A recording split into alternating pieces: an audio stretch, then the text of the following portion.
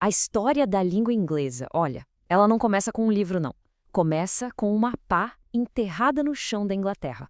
Hoje, a gente vai desvendar a história surpreendente dos anglo-saxões, o povo que moldou as palavras que a gente usa e a nação que a gente conhece.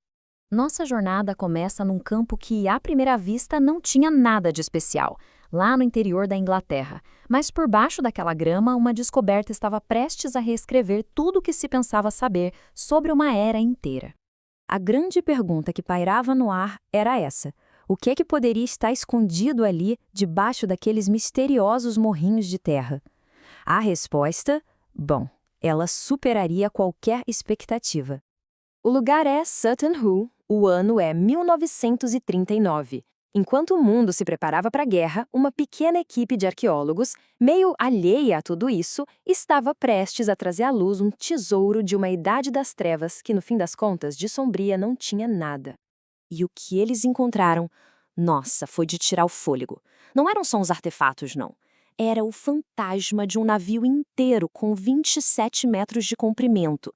E no coração dele, uma câmara funerária que ninguém tinha tocado por 1.300 anos. Era literalmente uma cápsula do tempo para um mundo que a gente achava que estava perdido.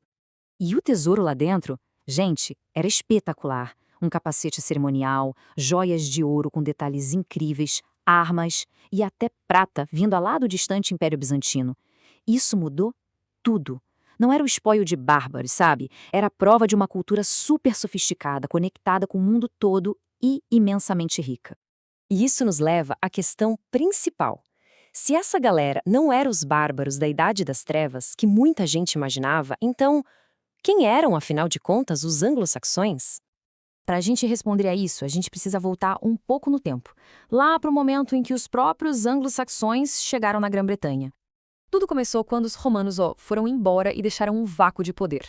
Aí, tribos germânicas, anglo-saxons jutos começaram a cruzar o mar. Não como um exército único, não, mas em ondas de imigrantes. E ao longo de séculos de conflitos, de alianças, esses reinos rivais acabaram forjando uma identidade e uma língua em comum. Essa língua era o inglês antigo, ou Old English. É a raiz do inglês que a gente conhece, mas olha, soaria completamente estrangeiro se a gente ouvisse hoje. Mesmo assim, é a base, o DNA, da língua que mais de 1 bilhão de pessoas falam atualmente. Mas essa língua e toda a cultura anglo-saxã quase foi aniquilada. Uma nova onda de invasores ameaçou apagar tudo do mapa. Os vikings, eles chegaram da Escandinávia com uma ferocidade avassaladora, conquistando os reinos anglo-saxões um por um. Já parecia que a cultura e a língua dos anglo-saxões estavam condenadas a desaparecer. Só que um reino resistiu, o Wessex, liderado por um rei que se tornaria uma lenda, Alfredo, que entraria para a história como Alfredo o Grande. Mas a genialidade do Alfredo não era só militar, não. Ele entendeu uma coisa fundamental. Um povo sem sua história, sem suas palavras, é um povo fácil de conquistar.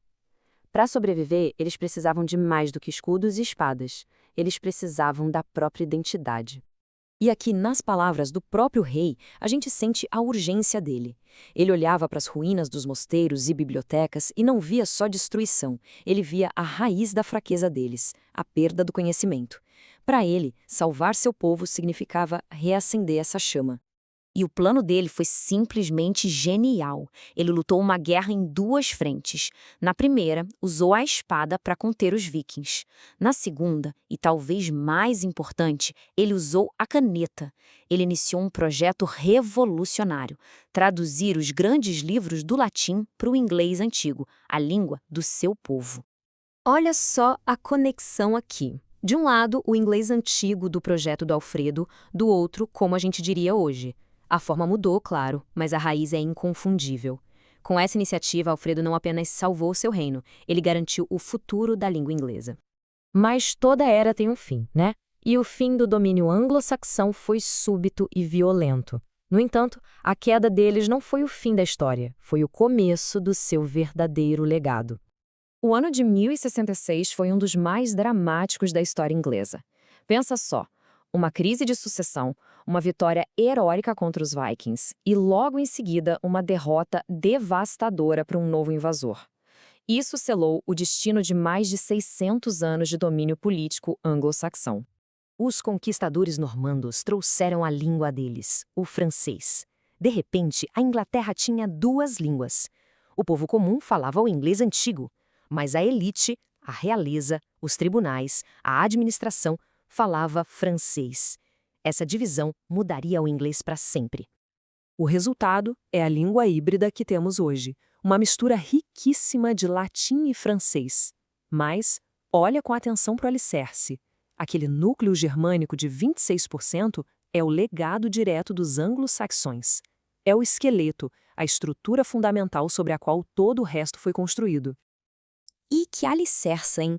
As palavras mais fundamentais, as mais essenciais da língua inglesa, os pronomes, os verbos básicos, os nomes para a família e para o mundo natural, tudo isso vem do inglês antigo. São as palavras que formam o coração da comunicação do dia a dia. E aqui está o ponto central. O verdadeiro tesouro anglo-saxão não está enterrado em Sutton Hoo. Ele vive na boca de milhões de pessoas todos os dias. Eles não nos deram apenas um reino, eles nos deram a própria estrutura das palavras que usamos para pensar. E isso nos deixa com uma pergunta final. Se a gente fala a língua deles todos os dias, que outros ecos do mundo anglo-saxão, nas leis, nos costumes ou até nos nomes das cidades, estão escondidos bem na nossa frente? Talvez esse mundo antigo esteja muito mais perto do que a gente imagina.